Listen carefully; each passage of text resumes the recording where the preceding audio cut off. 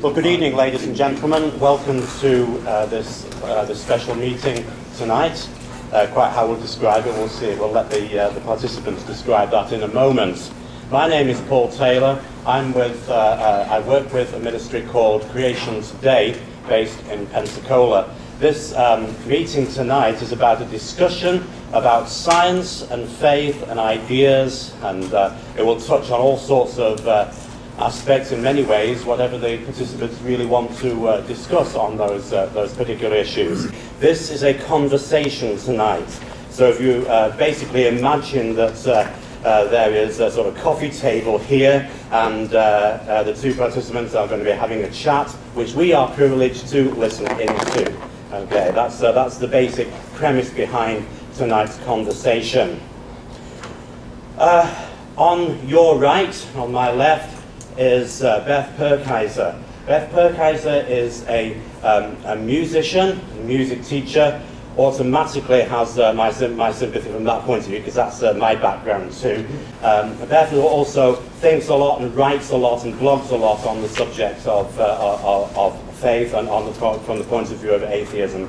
And as she'll tell you a little bit about, therefore, the background to tonight's meeting from that point of view. Eric works also with the ministry Creation Today, and therefore you're not an atheist, you're a Christian. And Eric will be approaching this, therefore, from a Christian point of view, and has been speaking on the subjects of creation and science for some 13 years or so. So that's tonight's meeting. As I said, I'm just going to be part of the audience now. Please treat both panelists with a great deal of courtesy. Enjoy yourself, relax. You're here as an audience listening and eavesdropping on a coffee bar conversation. Please treat it in that method. Thank you very much indeed for coming. Well, Beth and I talked a little bit before, and we said instead of really doing a debate, we'd like to kind of make this a window and then just let us enjoy a conversation with each other and let you guys eavesdrop in, as Paul said. So we're going to get started on just having a little conversation. Later on, we'll invite you guys to ask some questions to either Beth or myself, and we'll kind of see where the evening goes. So we'll just kind of enjoy the time. Sound good? Cool. Well, I'd love to know, I want to make you feel at ease, I'd love to know why you came to the conclusion of atheism. Obviously, there's probably a ton of stuff that you could give, but could you give me kind of a synopsis of, if you grew up Presbyterian and you got siblings that are kind of everything under the sun, what led you to atheism? Maybe you could explain that. Well, I'd really like to preface this with, I'm really concerned about science. That's how I got kind of into this. I want to make it very clear that atheism does not mean you have to be an atheist to not buy into young earth creationism. You can accept evolutionary theory and you can be a believer. That's not synonymous. How I personally came to be an atheist, so many things didn't make sense to me. Okay. So many things that the church was saying, so many things that and the Bible. I read the Bible, just page the front to back. Yeah. And now, tell me, what is it that didn't make sense in the Bible to you? I mean, I'm sure there's plenty. You could give us an example, but give me just one example of, okay, I don't buy that, and kind of the reasoning behind that. I don't buy the talking snake. Okay. Basically all of the supernatural stuff, huh? Yeah. That's how we all came here. I've never seen anything supernatural. Right. Everything I've seen has been natural, and it makes sense to me. The theory of evolution explains everything, and it doesn't have to explain everything. I shouldn't put it that way. There are things we don't know. Right. But it's very plausible, and we see this happening today, so that makes sense to me. And morality is really probably the #1 problem I have with Christianity. The idea that a God would send you to hell, punish you eternally for what can only be a finite crime. That's not a moral being. Okay. I want nothing to do with that. Okay. What would you consider yourself now? Would you consider yourself a full-blown atheist? Dawkins came out recently and was like, "Oh, I'm just an agnostic," but if you saw that video, he labeled himself as far as possible, real close to an atheist, but not quite an atheist, because he says, "Look, it's really impossible to be a true atheist." But describe where you're at in that. Okay, well, I think that it's possible. Atheism is a very broad category, and people might argue with me on this one, but you're born an atheist. Being a theist means you have a theistic belief. You believe in a god or gods. I think the only truly intellectually honest position is agnosticism, where you don't have a positive belief that there is no God, and you're not trying to sell people on the idea that there is no God. But you don't think there is, but it's something. It's just like science. It's open to falsification. Okay. So, but I would put myself on the Dawkins schedule is 1 to 7 thing at 6.66. And you didn't get that from the Bible, did you? All right. Okay. So a question I would have then, if you're at that level, is would you say that it is impossible for God to exist, or you wouldn't go that far? It's not impossible. I think you. Oh, okay. No, I'm just okay. If I just said, is it impossible for God to exist? What would you say? I would say you really have to define what you mean when you say God, because Okay. that's not a proper name, you know. Well, I actually have a definition that Christians use. Just if it's okay, it's just a definition. Is all it is. Let me pull it up here. God is. Sorry. Just so that you know what I will be arguing for as well, because I don't want people to be confused. Here's the definition of God. God is a spirit, infinite, eternal, and unchanging in his being, wisdom, power, holiness, justice, goodness, and truth. So my definition of God is right there, and that's what I'll be kind of wanting to talk about as we talk through this. He's a spirit. So that's kind of a simple definition of what is God. So is it impossible that a spirit exists that has all knowledge, all power, he's infinite, eternal, unchanging? Is that an impossibility that exists? I don't call that a possibility, but I don't care so much about this. That sounds weird, but this is all about, to me, this is about the afterlife. And that's why it's so important to so many people. I really care about this life, and I care about how our beliefs are affecting how we're living our lives. Okay. So what effect does religion have on society versus secularism on society and things like that? Yeah, that really depends on the religion, but of course the primary religion in America is Christianity. Right. Okay, so if this is our definition of God, you said it's not impossible for him to exist, but you just kind of don't really care about it?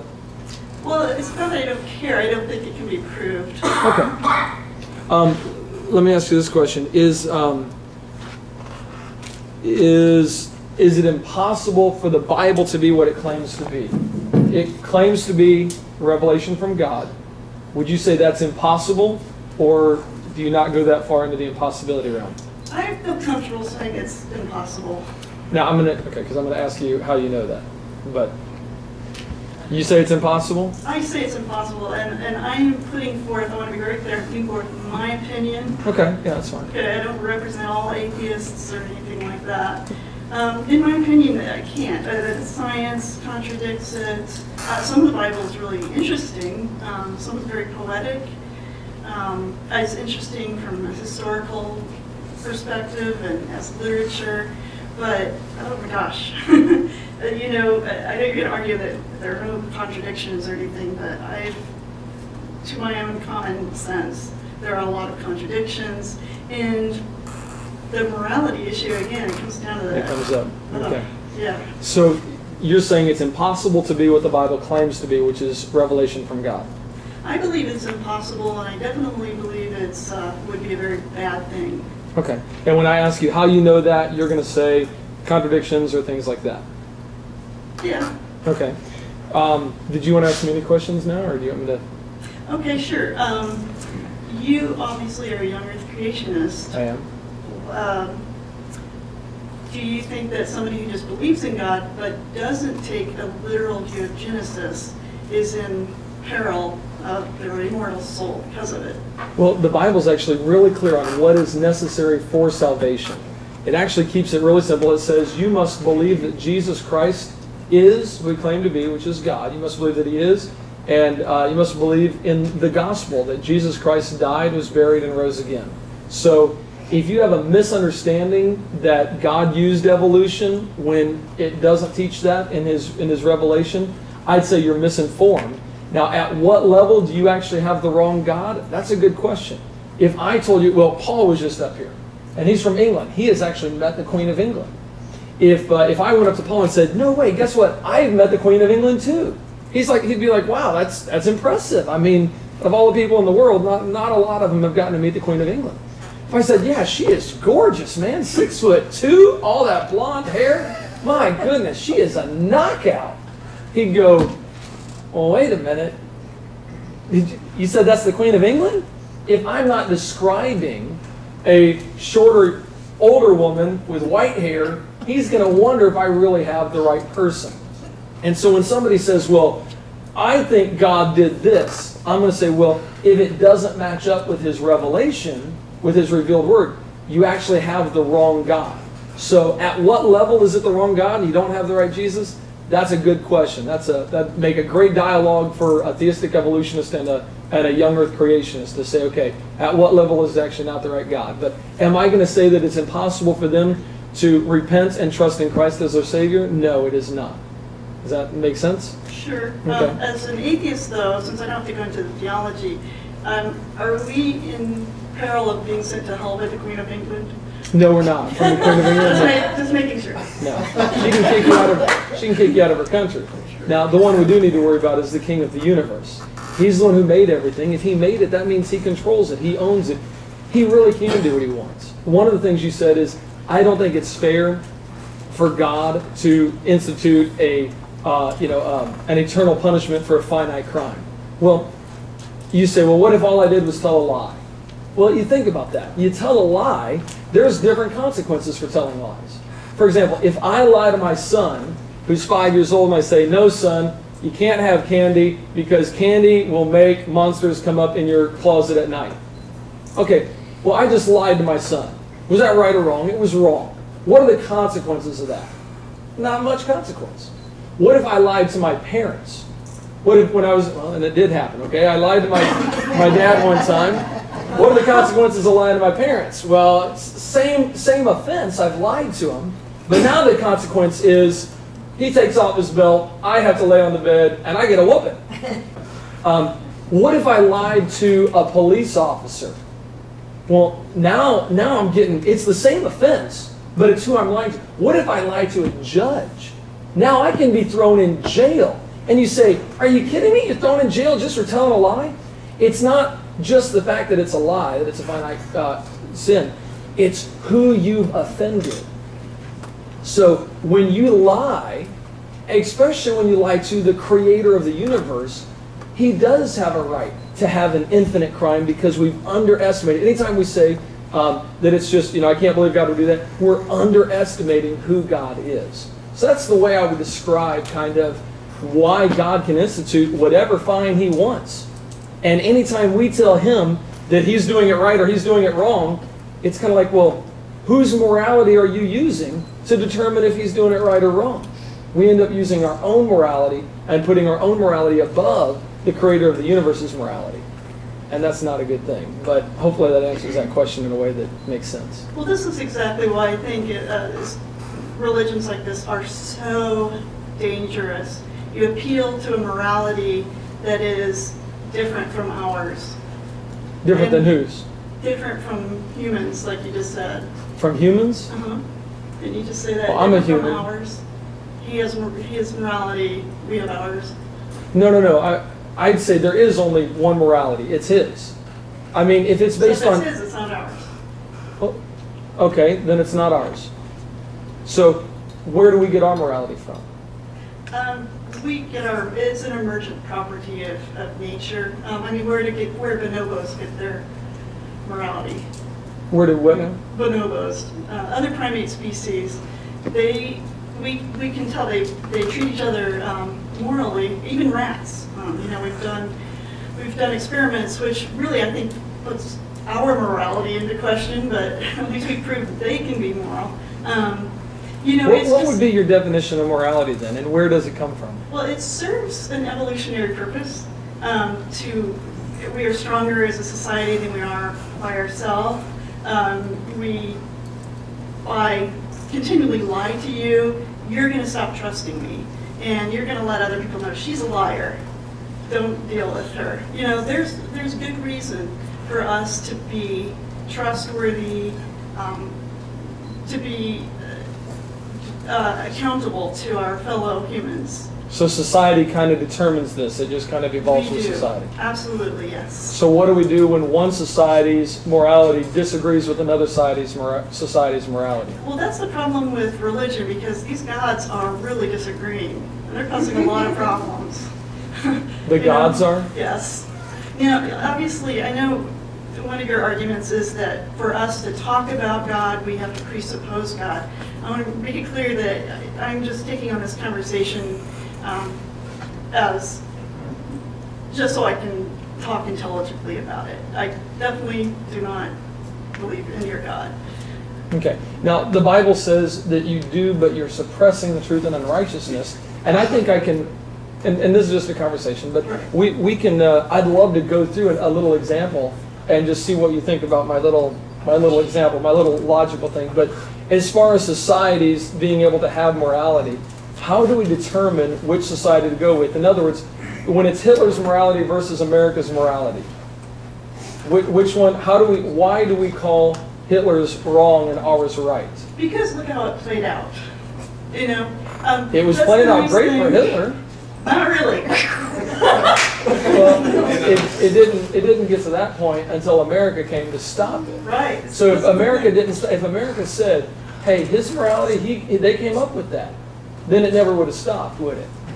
Well, that's what's so great about political ideology is that it's got a reality check. It plays itself out, and it's terrible. We get rid of it by war if necessary. If the morality of the Bible, it never has a reality check until you die, you know. And then if you guys are right, we're really screwed, you know.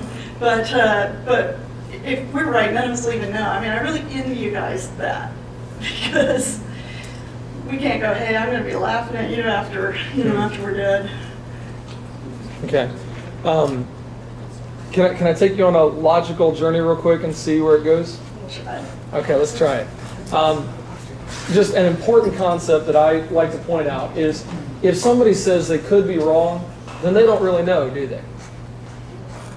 Oh, this is a knowledge claim. Right. If somebody claims something and then says, I could be wrong, do we really have that knowledge? Well, there's a difference between knowledge and opinion. Agreed. There's definitely a difference. Okay. So if I follow it by I could be wrong, then I'm no longer talking about knowledge, I'm talking about my opinion. Well, let me give you an example. If I said the speed limit outside on this road right here is 45 miles an hour, but I could be wrong, do I know what the speed limit is? Do I have knowledge of that? Well, see, that's what's so great about empirical tests. I can go out and look and see whether it is or not, and then it's knowledge. Right, but even before, if you think it could be wrong. But before that time, if I say I could be wrong, then I can't call it knowledge. For example, the Sears Tower. If I said the Sears Tower is 1,512 feet tall, but I could be wrong. Well, let's not confuse knowledge with facts. Okay.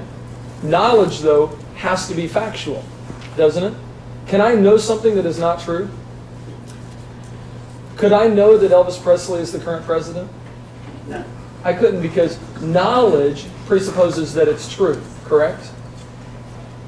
I suppose making an observation here, when I'm watching your videos on this seems to me like gotcha rhetoric. You know what I mean? You're leading me into this thing where I just said something ridiculous, but okay. No, I'm just trying to be, I guess, I don't believe there's going to be a gotcha moment. It's just a consistency thing. Knowledge must be true, correct? Can I have knowledge if it's false? I could have a belief. You can. Actually, yeah. You can have the knowledge that... I'm not talking about knowledge that something is false. In other words, could I have knowledge that Elvis Presley is the current president if that's not true? You could have knowledge that there are 3 people who actually believe that. That would be knowledge. So you could have knowledge in a way. But is it true? is it true that he's president? I don't think so. Right. And even if you had 3 people that thought so, could you say, well, then they have knowledge of it? No, you have knowledge that they think they have knowledge. Right. So if it's not true, can it be called knowledge? I got the definition of knowledge if you want me to pull that up. Knowledge is justified, true belief. And words are what we use to communicate with each other. Words aren't reality, they're symbols of reality. So, our talking about this right now, hopefully we'll get to a point where we totally understand where the other person is from. So, yeah. And that's why I gotta ask this at first, because if we don't nail down that knowledge has to be true, well then I could claim anything I want as knowledge even if it's not true, and it wouldn't make any difference, right? Well, I think in order to accept it as knowledge, it needs to be capable of being empirically tested. Well, of course, all information is capable of that. So would you agree that knowledge has to be true in order for it to be knowledge? And I'm not trying to belabor this, I'm just going, to me that it just seems like a simple thing. But, I just think the knowledge of the day, and it can change when we learn more. But that was correct for that day.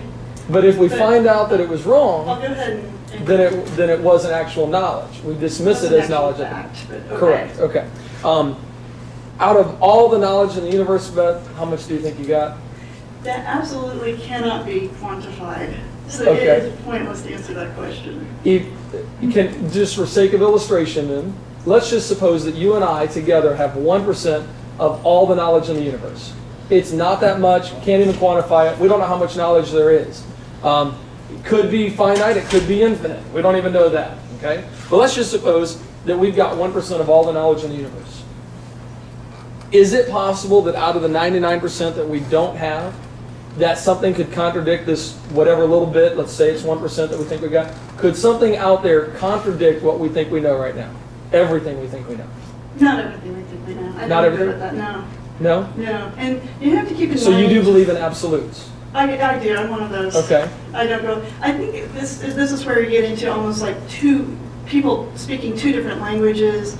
Philosophers speak a much deeper language. You know, it's like they're considering every little contingency. So if you're talking to somebody trained in philosophy, they might actually answer that question differently. I feel comfortable sticking with the absolutes. And so you're saying there's nothing in that 99, in that vast amount that you don't know, there's no way that something could contradict what you know right now. There's no possible way that could happen. Well, as you said, the only thing I could know is something that's true. So. And that's what I'm if getting it contradicts, then it wasn't knowledge in the first place.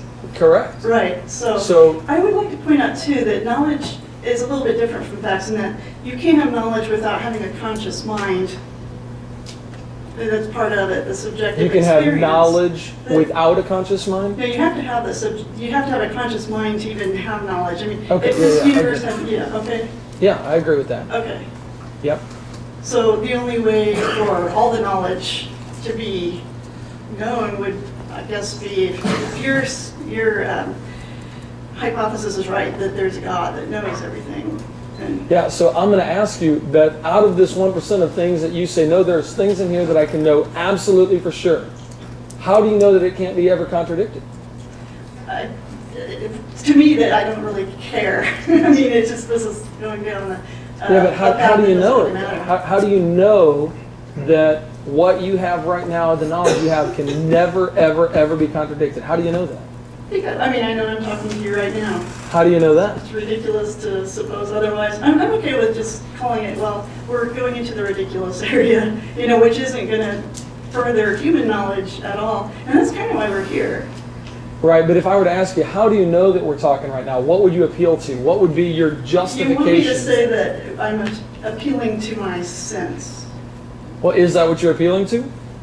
Our sense of the world. Okay. I'm going to give you that. So you're appealing to your senses that, hey, my senses tell me that we're talking right now, and therefore we're talking right now. Of course, that's how we apprehend the world. Right. So if we keep going back, though, to the infinite regress, how do you know that your senses are even valid? Well, okay, I know you got into this with Thunderfoot, and yeah. you know, he started talking about the basal assumptions. Right. the universe exists. 2, you can learn something about reality. 3, models with predictive capability are better than models without. To me, those exist for the purpose of keeping us from wandering into ridiculous conversations. That's why they're there. You know, because it's almost, it seems ironic to me that we spend a lot of time talking about knowledge in this way, and your movement, it spreads a lot of false information. So to me, the young earth creationism is impeding knowledge, and that's very bad, because I've got students who, they come home with more homework than I ever had in my life. Yeah. You know, our human knowledge, we know more and more, so the kids have to know more and more. And so this young earth creationism stuff that contradicts what we know to be true in science is, it's lowering our knowledge. But I want to find out, how do we know what we know before we even go there? Because if I said, I know God exists because God exists, would you accept that? No. No. But I would accept that you believe that's knowledge. Okay, but would you accept that as true? I wouldn't accept that as true. Okay. When you tell me, I sense that my senses are valid, should I accept that? You can if you want to, you don't have to. Is it a valid argument? That my senses are... If you sense that your senses are valid, because you said, I sense that we're talking, I'm using my senses. I said, how do you know your senses are valid? And you kind of said, look, that gets into a rabbit trail. If I said, hey, Beth, seriously, if you're sensing that your senses are valid, that's a circular argument. Are you okay with that? Are you okay with circular arguments? Are circular arguments okay? Look, the senses are how we apprehend the world. Are everybody's senses valid? Are there people that have invalid senses? This was irrelevant. No, it's actually incredibly relevant. Okay. Because if I, like, for example, if I ask you, and this is just, again, I'm not paying attention to the audience, I'm just going, hey, Beth. Mm-hmm. For example, if I said, is everybody's reasoning valid? Beth, is everybody's reasoning valid? Some are better than others. Okay, but not everybody has a valid form of reasoning, do they? Which is why it's so good to check with other people to get consensus on things. So we're going to, and what do you use to get that consensus? You use your reasoning. You're using your reasoning to validate your reason. And you're using your reason to reason that I'm reasoning. But I've got an avenue to certainty. You're just making 2 trips around the circle instead of 1. Not really. I'm actually showing that if you stick with just that model of, I know I exist because I exist. I reason because I reason. My senses validate my senses. It's a flawed argument. Okay. It doesn't account for reality that we see today. Okay. Well, I understand that's your view. Well, it's actually true. It's not just my view. It's actually true that that's a flawed argument. Okay.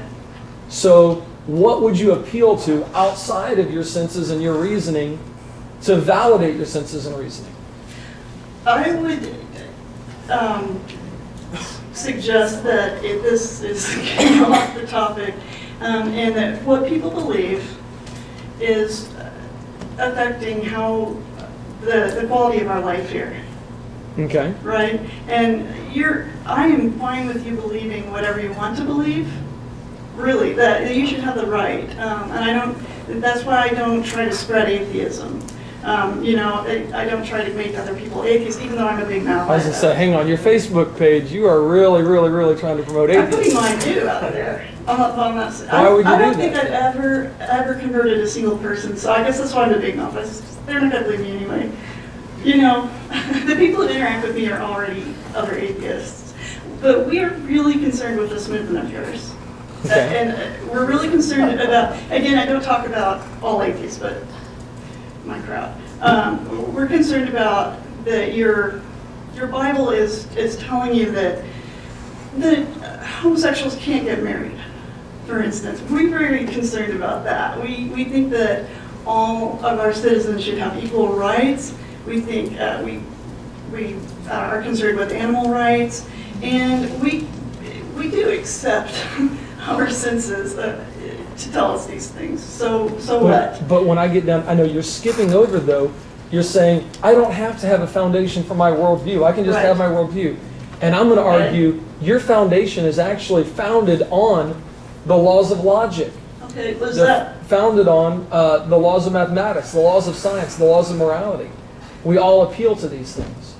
so is that why you won't engage on the level of why are we denying rights to our fellow citizens because of this book? Oh no, I got no problem engaging in that. But the problem is, if you can't yet make sense of your worldview, I'm going to keep challenging. Hang on, before we talk up here on any evidence or anything like that, let's find out if our worldview actually makes sense. My worldview makes sense to me, and yours makes sense to you. Okay, if they're contradictory, can they both be true? No. Exactly, because of the law of non-contradiction, right? So you do believe in truth. You do believe that somebody is right and somebody's wrong. In some cases, in most cases, yeah. Okay, like sitting right here with the whole, I believe God, I'm a theist, you say he doesn't exist, it's agnostic, atheist, whatever you want to call Yeah, it. and again, I'm not saying a God doesn't exist. I'm just saying Okay.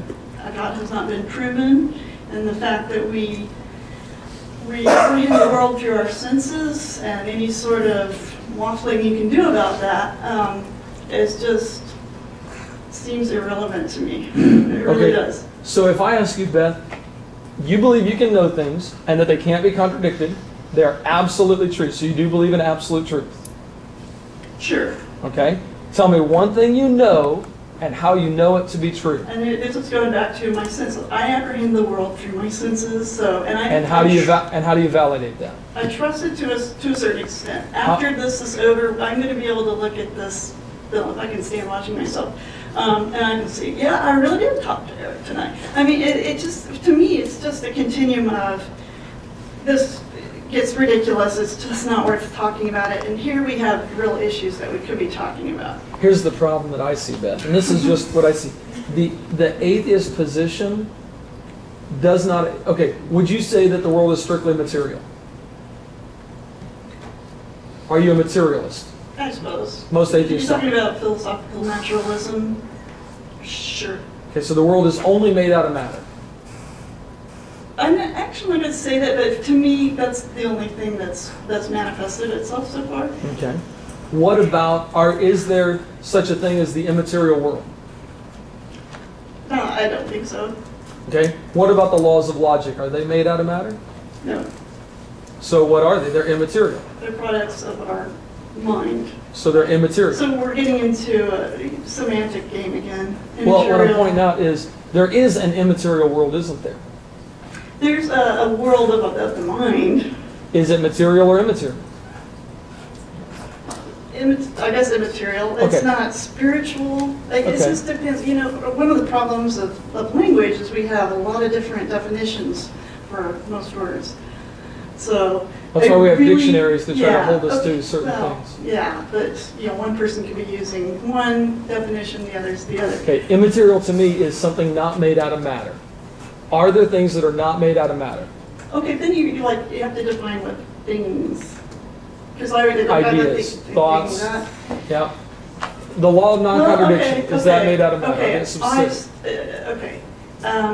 Any thought that we have and any emotion that we experience does have a material reaction in our brain. We have chemical changes. You can watch it on a brain imaging thing. So in a way, yeah, our thoughts about logic, in a way, they are material. Is the law of non-contradiction material or immaterial? This is so irrelevant. Well, I see it as incredibly relevant because for a materialist to say, most atheists are materialists. They'll say, hey, the natural world is all there is, the material world is all there is. And I'm going to say, well, the immaterial laws of logic, the immaterial laws of mathematics, the immaterial laws of science, they all existed, whether the material world is here or not, right? Laws of logic, blah, blah. Yeah, actually, no. I think they have a subjective nature to them that... So man invented the laws of logic? Man understands them. Man is here to have that subjective experience with the material world. We are material. And that's our understanding of it. Right, so did we invent the laws of logic? So if we didn't exist, the laws of logic, then... Would they exist? I believe this world, this universe, is logical, and that's all that we can understand. Okay. So it's outside of man, then it's not contingent on man. It needs a subjective mind. So before man got here, the laws of logic possibly didn't exist. It's just immaterial. Things like this goes back to the question of if a tree falls in a forest, does it make noise if nobody's there to hear it? Really, no, it doesn't. Right? No, actually, it doesn't make noise if nobody's there. No, because what is noise is it takes a subject and an object. It takes, but nobody can hear. So just because we don't have a receiver, so if I was transmitting a radio wave, but there were no radios in the world, does that mean the radio wave doesn't exist? No. Of course. Okay. Okay. So the noise exists, whether there's somebody there to hear it or not, right? Right. So there's somebody there to hear it. That's the only reason that something like logic would be. We wouldn't have laws of logic as a subjective mind would understand them if there's no subjective mind. So the laws of logic would not exist if a subjective mind wasn't here to. The universe would still be logical, but we wouldn't have laws of logic. What would happen to them? It would still be logical. I mean, laws of logic are things that we use to explain the universe. Correct. And they explain something that doesn't actually exist in nature. They're immaterial. They're universal. They apply everywhere. And they never, ever change, do they? Oh, no. Right. Although this conversation seems pretty illogical. It's illogical? To spend this much time on something like this, instead of talking about issues that are really affecting the world, well, I'd really like to get into that. That's why I agree to this. Here's the problem that I see. You use the laws of logic, but you consider yourself either a really strong agnostic or atheist. And atheism says that the universe is only material, and it's always changing, and it's not eternal. So, what says that? Atheism? Yeah, atheism would hold to that. It doesn't say squat. It really doesn't. Atheism is just a lack of belief in God. And so therefore it would have to say that the universe it really doesn't have to say anything. There's just no positive beliefs. Okay, what do you believe about it? You'll get 10 atheists up here, and you'll get probably 10 at least slightly different answers. Okay, then let's deal with what Beth thinks, and not worry about what everybody else thinks. Beth, is the universe only material? Because I'm going to ask you, Beth, how do you get immaterial laws in a material world? I'm going to ask you how you get unchanging. I'm going to ask you how you get unchanging laws in a world that's always changing. Is constant change a part of the universe? I think you're misunderstanding the terms of unchanging and changing. Okay, is constant change a part of the universe? Do you, Beth, believe it? Within an unchanging pattern, we've got various. Since you're trying to get me to say we've got laws in place, and that's why blah blah blah. Yeah, it does. It just doesn't seem like you're wanting to get under anything, because the atheist worldview would hold your worldview, Beth. Your worldview would hold that the universe is only made out of matter, that it's constantly changing, right? Yeah, I mean, sure, of course it changes. And that it's not necessarily eternal. No, it's not necessarily eternal. Okay. We have space-time, and it's right. We wouldn't have time if the universe didn't change. Yet you use laws of logic, laws of science, laws of math, and laws of morality that are universal, immaterial, and they don't ever change. I'm asking, how can your world, which is your worldview is exact opposite of everything you use, laws of logic, laws of mathematics, laws of science, and laws of morality. How can you account for those things? Because everything you're going to give me is, okay, science says this. Morality is like this. And I'm going to say, hold it. Beth, your worldview can't even say that there is a universal, immaterial, unchanging law of math, logic, science, or morality. Okay. It can't even get off the ground to even have that discussion. I brought something in case this conversation went this way. This is thanks to concordance on the Magic Sandwich Show. And read it because it sounded pretty intelligent, and I'm no way am I going to sound this intelligent. The problem is you don't account for an objective and absolute moral, scientific, and logical law. If God exists, we can't use our reason to prove he or she doesn't. We can't account for reason in the Christian worldview because you can't account for objective, logical absolutes. In your Christian worldview, the laws of logic are subjective and limited because they are contingent upon a God and not the other way around. You said yourself that you surrender your reason to this being. You would have to accept anything, no matter how illogical. 2 + 2 = 5, for instance. It's a subjective set of non-absolute laws, so every argument you begin to make is dependent on whether the subjective laws of logic apply. You can't reason about your God because your laws of logic don't have to apply to you. Your logic is of limited scope. Every logical law has a potential exception. That is the God you have surrendered your reason to. Now, do you believe what he just said there? Does every logical law have an exception? Definitely not. He's describing your worldview, where a God exists who can be logical and illogical at the same time. No, our worldview does not teach that. Okay. So he's not describing my worldview. I heard Sight and Gate, whatever his name is, say, and you guys, I'm going to just compliment you. You guys are very clever. I think that you've done a fantastic job of understanding that, for instance, the theory of evolution, you've done a fantastic job of knowing how to attack that. Without knowing science, you're very sophisticated knowing how to attack science.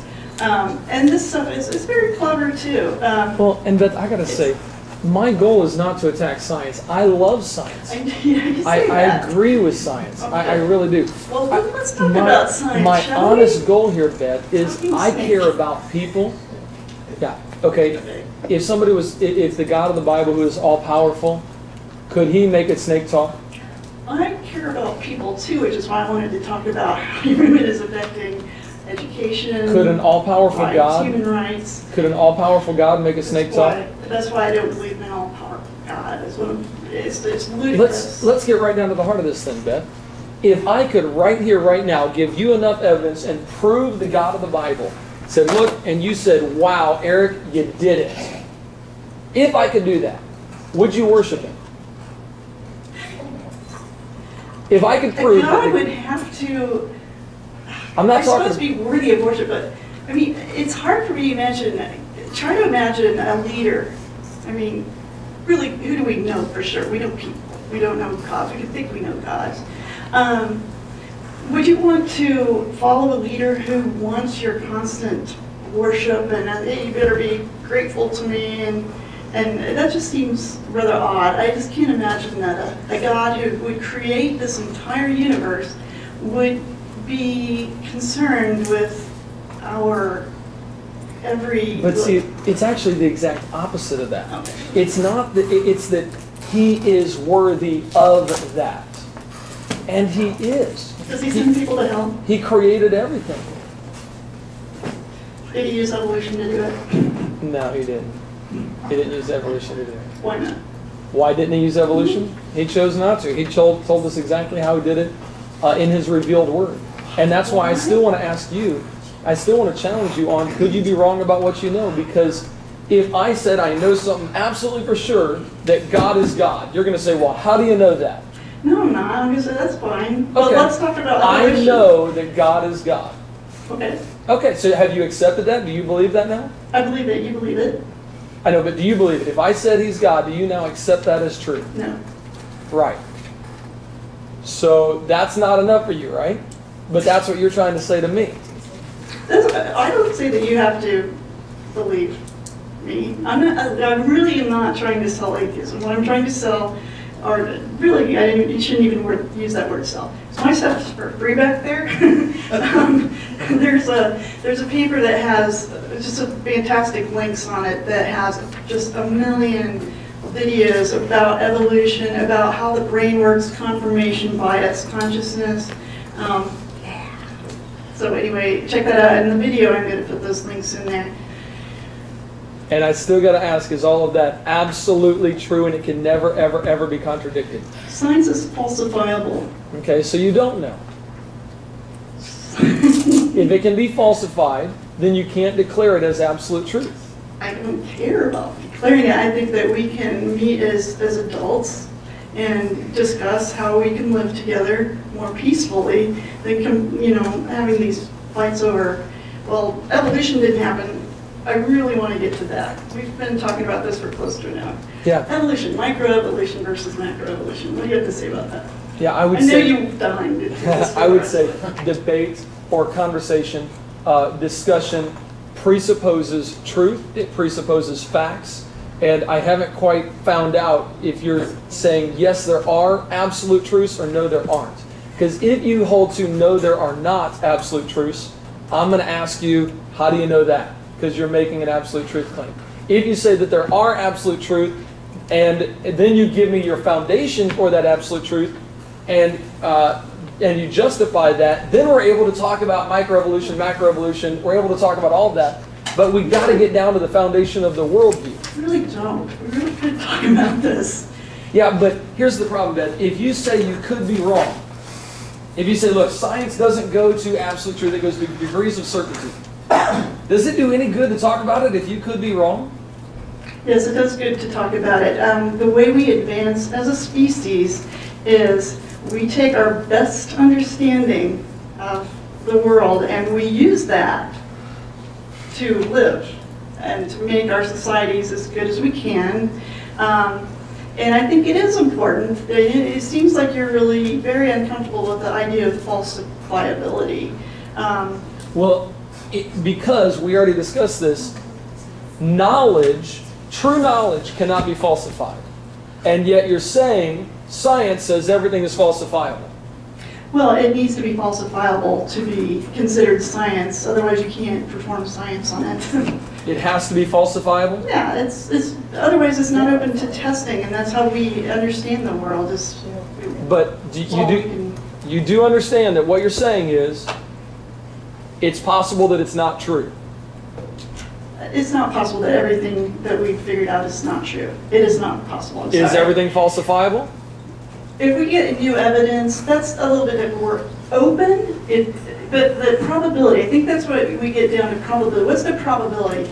Let's say you've got somebody on trial for murder, and the evidence is he copped to it. I just blew that guy away. He deserved it. You've got DNA evidence. You've got a video of him, and you've got 100 eyewitnesses. Is it okay to say we have knowledge that guy is guilty? There's such a thing as an overpreponderance of evidence that we can say, okay, maybe the apple is going to come up in the sky tomorrow rather than the sun, but does it do us any good to discuss that? It's so ridiculous that it's not worth taking time to discuss. But knowledge has to be true. So if you're about to talk about stuff that you say, this is all falsifiable, I'm going to go back to your very worldview and I'm going to say, but Beth, if it all could be wrong, like for example, is everything falsifiable? The claim that everything should be falsifiable. No, it needs to be subject to falsification in order for us to make claims about it. Is that subject to falsification, what you just said? This is just silly. No, I'm really serious too. We've talked about this for a while. But what you're saying is, I don't care if I have a foundation. I don't care if everything I say is wrong. That doesn't matter to me. I think it's a ridiculous supposition that everything you say could be wrong. Aaron Raw answered. By the way, his name's Aaron, not Aaron. Aaron Raw had a good answer to that. It's like we're all wrong to some degree about things. But if you, basically, could you be wrong to some degree about that? Your position is a position that disallows conversation. Well, what it does is it simply reveals our foundation. It reveals our presuppositions. Okay. And that's what I'm trying to do. Okay. Well, I can tell you, I presuppose that this is a natural world, and that if we talk about ridiculous things, we're not going to be able to do anything about that natural world. I'm not trying to be insulting, but I do want to have a conversation. Right, so you're presupposing that the natural world exists and that you are in reality. And yet when I say, Sure. hey, is everybody's reasoning about reality valid? No, it's not. How do you know that yours is Why are we valid? talking about everybody in the world? Let's Okay. talk about you and me. All right, Beth. And let's talk is about ev- the issue that we came here to talk about. Okay, Limited Beth, creationism. how do you know that your reasoning is valid? This is why I wanted to go with equal time in the first place, because this is we need to move on. That's all But right. you I know you want understand- to practice your presupposition, but No, but you understand, it would be almost pointless to go and talk about evidence of stuff when you're saying, when in your worldview, evidence, which must be true, doesn't really make sense. evidence makes sense to me. Well, let's put it that way. Okay, but can you justify it is the real question. Yes. And that's what I've been trying to get is Okay. your justification, My and that's what I haven't gotten. Let me give you my justification. My justification, just so you understand where I'm coming from, is that if we do not have revelation from the one that knows everything and the one that cannot lie, then we're forced in the position of saying that we don't know anything. Okay. Now you're Now, saying that you you're know things, but saying- you're not justifying. See, you are saying that atheists say that we can't know anything. You're the one who's saying that. I haven't heard any atheists say that, and I'm not saying that. I've heard lots of atheists say that, and that's why when you say no, we can't. Okay, truth. You say we can know things to be true. Can you give me a definition of truth? I already told you. The truth is, I find this line of questioning irritating and irrelevant. Because it's exposing the foundation that your worldview doesn't have. You think that, and you're welcome to think that. I think that we have real issues that we could talk about. So what is truth? What is your position on microevolution versus macroevolution? Would it do any good to talk about that if we don't even know what truth is? Yes. It would? Yes. How, Yes. remember, we're having a conversation here. Hands, would it be worth talking about evolution? Appeal to majority, logical fallacy. You want me to, I thought we were going to have a conversation here about it. We're not having a conversation. You're keeping us from having a conversation. Well, no, what I'm trying to, okay, before I can say what micro and macroevolution, we're presupposing that there is something that's true here, and that's why I'm going, okay, before we get there, if you're willing to say, you know what, Eric, I'll admit that I'm borrowing from your worldview, then we can move on to that stuff. Yeah. Until that point, it's really pointless. Okay, then we can't have a conversation. I'm sorry. That makes it really tough, doesn't it? So what is truth? The truth is, we need to talk about things that matter, not word games.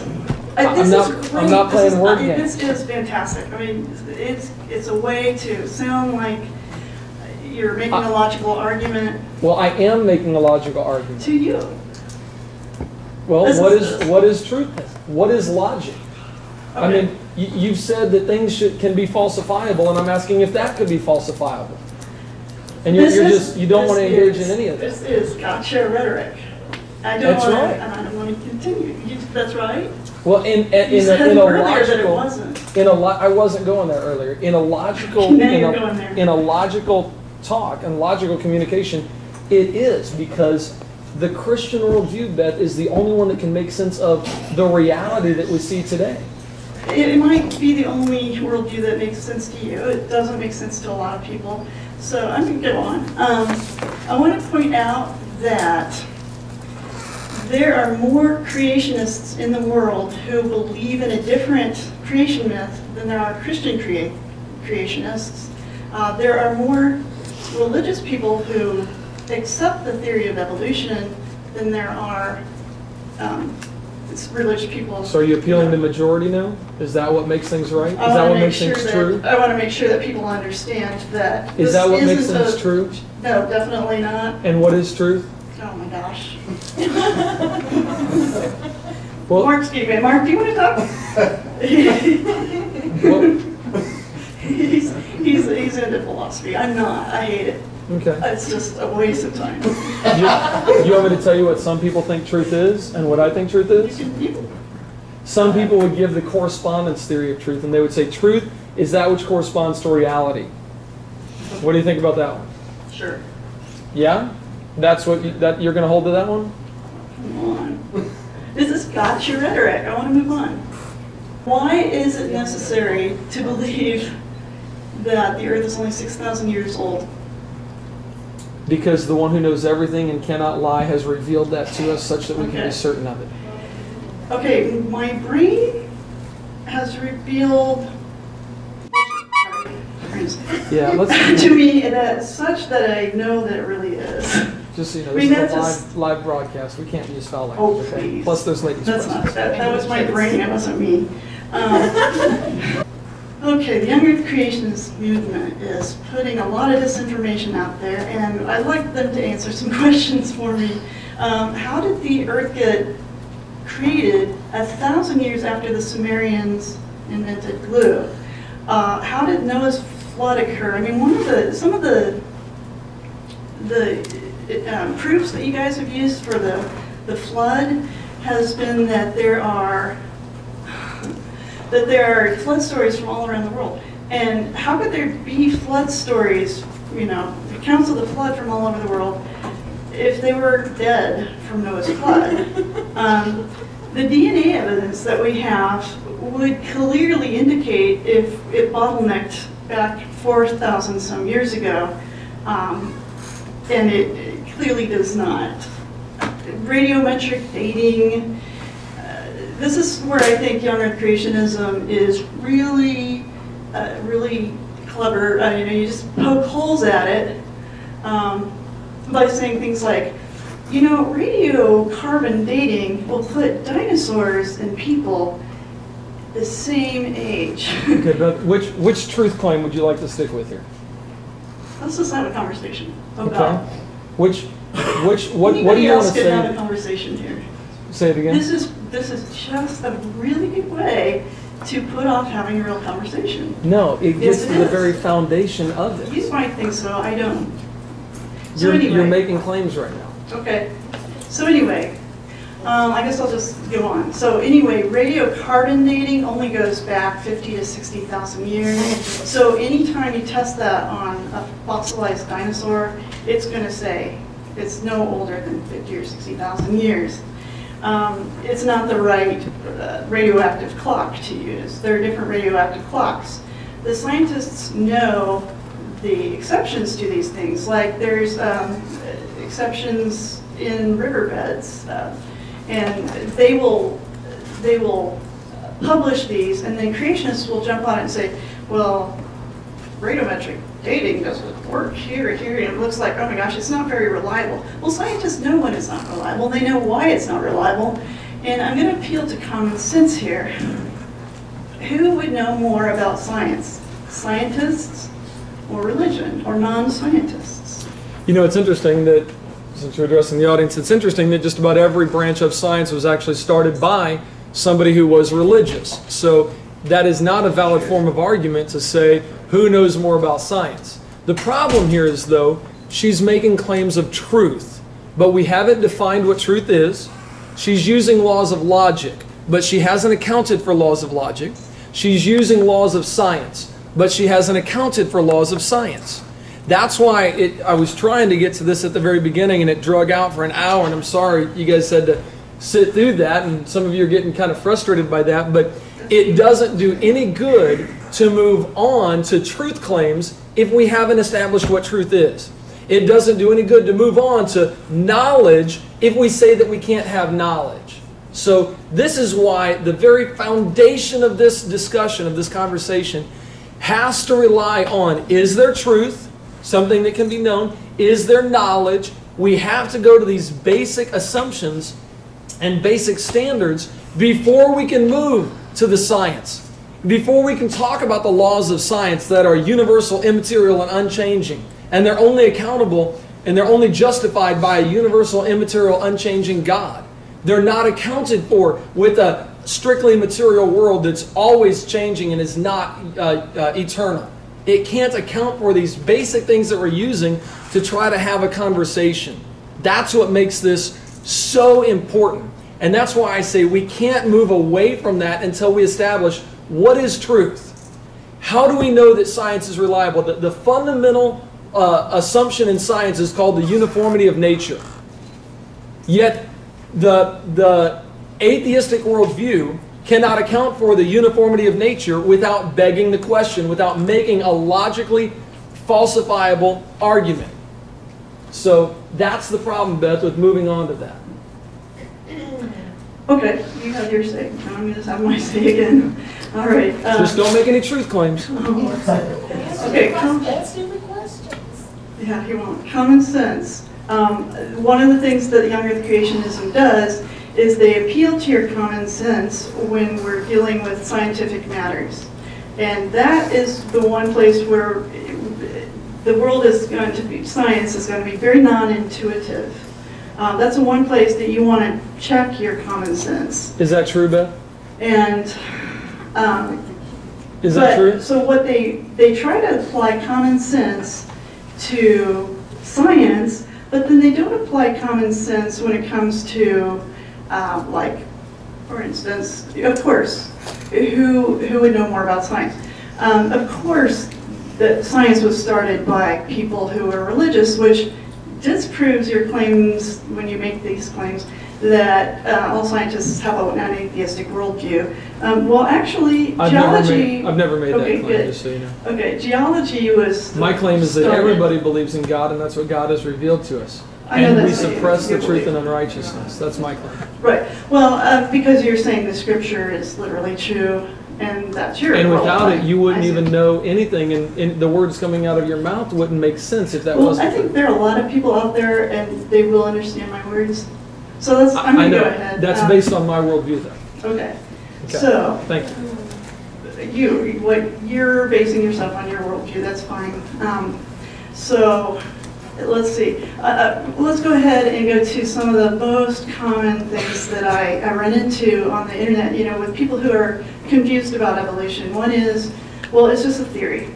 So this is the fallacy of equivocation, where theory means one thing in science and it means something else in just everyday use. Like, I have a theory why so few young earth creationists are scientists. That's everyday use. Theory, as used in science, is an overarching explanation for tens of thousands of facts that we have that support the theory of evolution. Facts are supposed to be laws. true, right? And so those two things, that's one thing I'd like to clear up. Let's see. Why do if we come from monkeys, why are there still monkeys? That's a common one. Well, we had a common ancestor with monkeys. we share 98% of our DNA with chimpanzees. Is that true? And Yes. thank you. But we don't even know what truth is yet. That's just crazy. And most people understand that that's just nonsense. Well, it doesn't do any good to make it. You just made a truth claim. Well, Let me we're ask. going, Okay. we're going back Let me ask to, you. you get to talk, I get to talk, because you're really refusing to have a conversation. We're 90. I'm trying to. You're addressing You're the audience. refusing. I'm trying to have a conversation. Of course I'm, they might be willing to Okay, you listen say to me. we're 98% similar to chimps. Well, How do you know share that? DNA. You just made a truth claim. I want to know how you know that that's true. So anyway. So you don't want to have a conversation anymore? Not Just at all. answer the question. Presupposition. Yeah. Why? Because your presuppositions don't work? Okay, going on. I can see why you want that one. I can see why you want to avoid that, I Beth. can see why I wanted to avoid you. I asked you not to interrupt me over and over because it would throw me. And you said, oh, I won't do that. Well, you began doing that. We also said we were going to have a conversation, and you began talking to the I audience. tried. We had an hour to talk about presuppositionalism. So you want to lecture now? Now, I Is that won't what start you want to do? I won't start this conversation until you admit I'm right and you're wrong. And That's so not a you, conversation. yeah, let's have a conversation. And let's start it with our perspective worldviews. My worldview says absolute truth exists. What does your worldview say, Beth? My absolute worldview is that your movement is harming our country. Okay, that's a truth claim. How do you know that to be true? I Absolutely know. true. because homosexuals can't get married. Why do you have the right to stop them from getting married because you happen to believe it's absolutely true that your God is true? Okay, you can believe that. What do you know to be absolutely true then? What? Name one thing that's absolutely true. Yeah, I'm comfortable saying scientific fact is true. Absolutely. But you true. just said that to do science, it has to be falsifiable. If it's falsifiable, That's how we know it's not true. necessarily That's true. how we know. Facts, once you get to be, you have facts. Those are facts. Those aren't falsifiable. Theories are falsifiable. Well, you're not justifying your position, Bess, and that's So the problem. that's okay.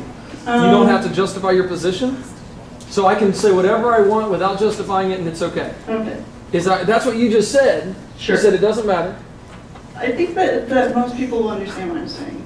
I think most people understand that we haven't gotten the justification for our belief system from you. I've justified mine. I've said, I know what I know based on revelation from the one who knows everything.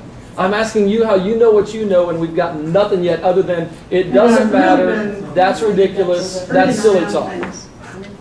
So I know what I know based on revelation from God. How do you know what you know, Ben? I know what I know. How do you know that? It's uniformity, facts that remain facts, and let's see, what else can we? Okay, here's another one that creationists claim that. Okay, creationists claim that if evolution was true, you would have like a crocodile turning into a duck. Since we don't see that, how do you know that, Ben? then evolution can't be true. Really, what that is, that would be. How do you know that? You just made a claim. I want to know how you know that to be true. That would be creationism. If something magically just turned into half of something else, that evolution doesn't happen that way. How do you know that to be true? So, you see, Ben? evolution is, as we see evolution, they always are saying you can see microevolution, so we believe microevolution, but it can't change into a different species. All they're talking about is a time issue. How do you know that to be true, Ben? Microevolution, I've played your philosophy games. But you're not, can I get up here and just say whatever I want without justifying it? You have. No, can I say, hey, pink bunnies eat green grass in the snow on top of Mars? If you said, how do you know that to be true? You would expect the Christian to justify his claim. That's right. I'm asking the atheist to justify her claim, and she's saying, I don't have to. That's right. Because it's not ridiculous. Yeah, that's true. It's How do you know that? How do you know that to be true? You just made a claim. It's not ridiculous. How do you know that that's not true? true? Ridiculous by talking about scientific facts. How do you know that that's true? Jeff was saying you wanted some Q&A. Okay, we'll do some Q&A since this hasn't gone anywhere. And let me finish with this. Jesus did not die just to save souls for eternity. He died to save our very reason, our very thought process right now. And if we don't start with the God of Scripture, we can't justify our reasoning. We can't justify our thoughts. We can't justify truth. Nothing is justified. Okay. Okay. Jesus kind of stole the act from Horus and Mithras. There are How do you know that to be true, Beth? There are a lot of gods that did the same thing. They died, were resurrected after 3 days. Do you know died that? for our sins. Do you know that? Are you going to justify any claim you make? It kind of makes it's odd that suddenly Jesus would come along and the story has already been told these other ways. So that kind of that lends a lot of skepticism to me for your Jesus claims. No, he didn't. You know he didn't what? No, he didn't. That's not true. Are we both right? Because you won't justify your truth claim. You're trying to make truth claims. I'll just deny and say, no, he didn't. Okay, that's fine. Okay, so really conversation doesn't matter? The conversation is not possible between us. So I think we should just do equal time. We should go to that. Okay, so we'll have questions, but I just want to point out that you are refusing to justify anything you say. I'm trying to justify what I say. I'm getting down to the very foundation. Your definition of justify, I would prefer to justify by it's because you can't justify that. As how do we know what we know? What we know? How do we know? You want to go to quick Q&A? Okay. Question. Well, here's what we'll do. We'll go back and forth. Somebody have a question for Beth. Somebody have a question for me. We'll go back and forth just to make it fair like that. Okay. So question number one. Who's it for? It's for you. Okay. It's a simple question. You're human, so you perceive, do you not? I do. So if you perceive, then, like when you were saying her sense, she knows her senses are real by her senses. You perceive in the same way she does because you are human. In that sense, you also perceive the Bible in the same way she does, or would perceive the Bible because you are human. If her senses are subject to doubt and falsification, which I would say they are, based on scientific principle, then so are yours, and so is the perception of the Bible. I would say that arguing, let me rephrase. This is a question, right? My question is, that's why I said let me rephrase and get to my question. Can you perceive the Bible extrasensory? Outside your senses, can you sense the Bible? No, I cannot. That's my question. Okay, the answer is no, I cannot. Let me ask you something. Please. Well, I guess we're taking questions. Yeah, that's why. Let me just follow that up with a statement then. If what you just claimed was, you would agree that you sense that your senses are valid, right? My senses are my only tool. Could your senses Everything be? we perceive is what we perceive. Is it possible that your senses are not reliable? That is more than possible, but it's Okay. possible. So for how all do you know humanity. that? How do you know that they're not deceiving you right now? Evidence. I know through repeatability. I can say this bottle is What? here. I can drop it, pick it up. I can say it's here. I can't know this is here, but I can. There I we say go. I know it's here. No, you just based said you on can't. I say I know it's here Rhetoric. based That's what he's on. using. Hold on. I say I know it's here based on preponderance of evidence. In What are you the using grand- to interpret that evidence? Tactile. I'm using my sense of touch. There we go. We're using our senses to validate our senses. Which is, and that's how all humans work. Okay. You can't perceive outside of sensory input. Is that circular? It is. It But- is. There we which go. is why it's invalid, but it's also the only place we can There argue. we go. You can't say that you know something outside your senses any more than I can. So if we're going to have a discourse, then we have to suppose that our senses are valid. But you If our can't senses justify are not, if our senses Okay. are not valid, hold on. If our senses are not valid, then we don't experience reality. And if we don't experience reality, then we are talking about a philosophical baseline that cannot be proven nor disproven. I can't prove to you my senses are valid. I can't Perfect. prove to you that they aren't valid. Perfect. Therefore, it's not worth talking about in the sense that it doesn't affect how we sense. If we both sense things in similar ways, then we both, would you say this bottle is here? I would say not just I think, I know that bottle is there. You Do know you this bottle is know here. absolutely for certain that I bottle would is there? say that you can't know that bottle is here. And I would say that your belief in God gives you no special outside of sense advantage in knowing that this bottle is here. Except that it gives me revelation from the one who knows everything. But Just how do you notice, get that revelation? your worldview Yeah. just Hold on. said, your worldview just said you don't even know if the bottle's there. I just want to point that out. Yes, It's and- not my worldview that says it's possible the bottle couldn't be there. It's the atheist worldview that says the bottle could possibly not exist, could not be there. Just want It's to an point that out. infinitely small possibility. Hold on. It's an infinitely small possibility, but yes, my worldview says this bottle may not be here as I perceive it. However, you perceive the same way I do, so your God may not be there as you perceive it. So unless you perceive differently than me. Are You all perceive differently things than me. known through the senses? Is everything we know, is it all known through the senses? Everything we know is through the senses. Not all things are known through our senses.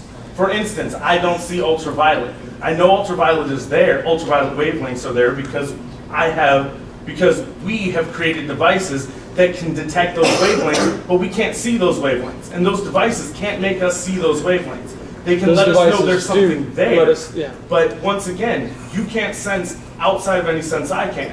Now, if you can, please tell me that you can, and then that's the basis of your No, claim. that's not my claim. Okay. My claim is, my question is your claim is that all things are known through the senses, other than, okay, we might have to get, a piece of equipment to help us sense those things. But that's known through the senses as well, But in the that's not sense that we transform information into a perceivable wavelength, Okay. and then we can sense it.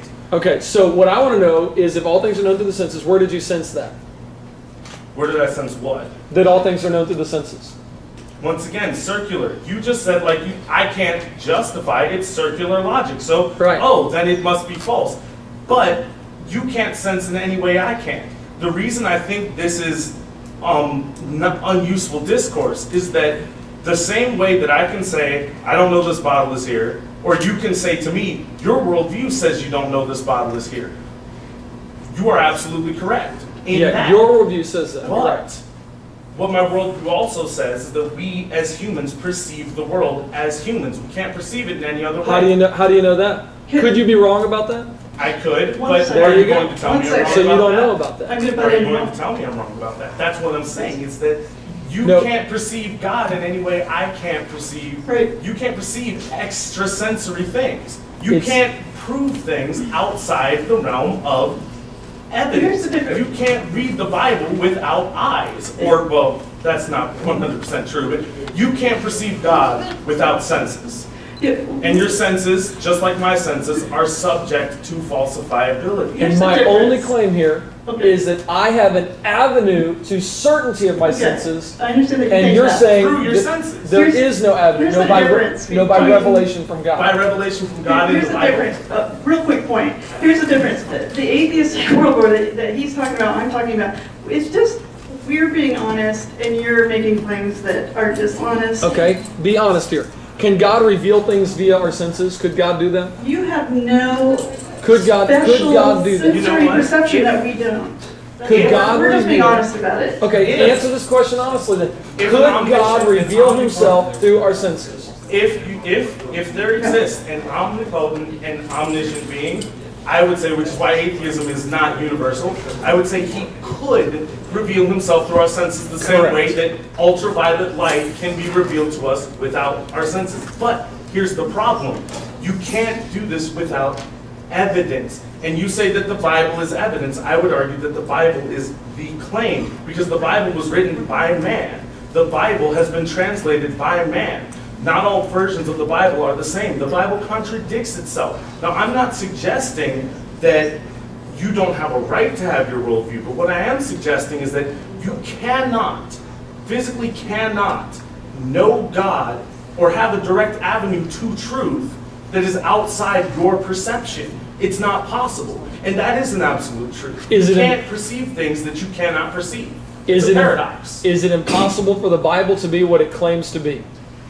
It is not impossible. It is infinitely improbable. Now- and the Bible. How would you even know that?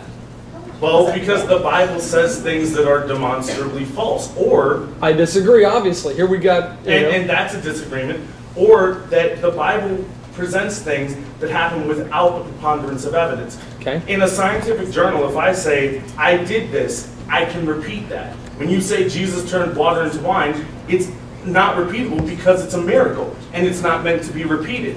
But that's not evidence. That is the distinct lack of evidence and an explanation for that lack of evidence. so you say things in the Bible are false? Some things are false. Not Okay. everything in the Bible is false. So maybe you can answer it. What is truth? Truth is, from the human perspective, what we can perceive as truth. You say absolute. We can't Hang know on. truth. You just said truth is truth. Truth is absolute fact. We can't know truth. Do you know that to be true? I know. You It's a said paradox. you That is cannot paradoxical. know truth. That is paradoxical. Exactly. That's the point. problem with the But atheistic here's the thing. worldview. You can't know truth. Christian, Max, no You truth can't either. either. That's So the point. you is that just it's said- paradoxical for us to know truth because we know our senses are fallible. But So it's you the said- same okay. set of arguments for the belief in Christianity or the Bible. It is exactly the same. You decide that you accept it as true, and that makes it true. So it doesn't mean that it and- is true. if I say that I perceive that the Bible is true, is it therefore true? For you, I would say this, God exists. I'm an atheist, but God exists because God is a concept. God was created by man, not We're the not. other way around. No, There you that's go. not the God I'm talking exists. about. I told you about the God I'm talking about. I'm not arguing for a made-up God. I'm arguing for the God that is prove spirit. it. Show it to me today. That's all. You can't. Just prove it. Here's what I'm Here, saying. yeah, here's what I'm saying. I just want to point out, your worldview says it is true that you cannot know truth. It's paradoxical. There you go. Because existence is paradoxical. So proof presupposes my worldview. What I'm saying is that Because as a you human can't prove being, anything, as a can you? human And you being, can't either. as a human being, and Can you prove that? That you can prove it? Right. Sure. Because if you can Well, prove now it, you you would can present prove it it. on the table right now, and the discussion would be over. no.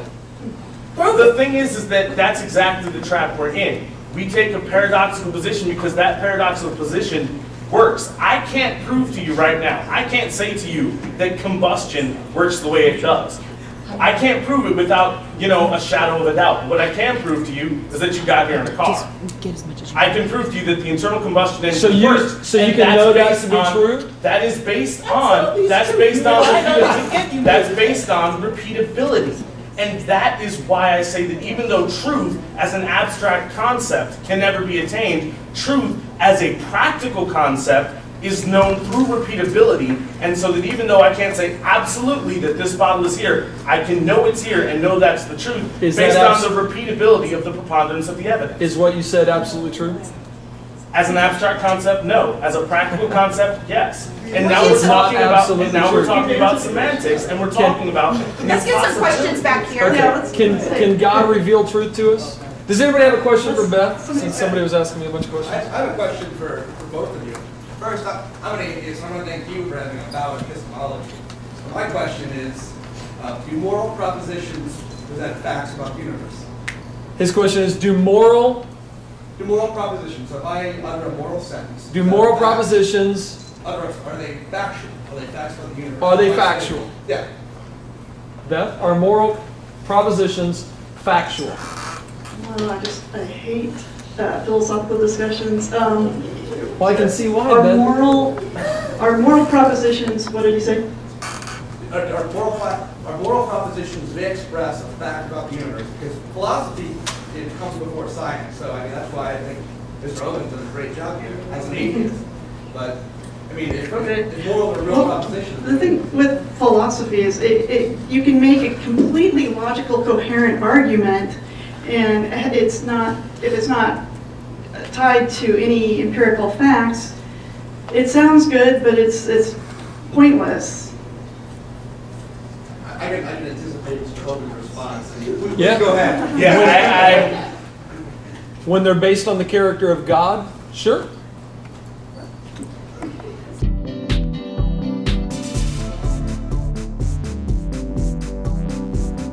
You can follow me on Twitter at twitter.com/Eric Hovind.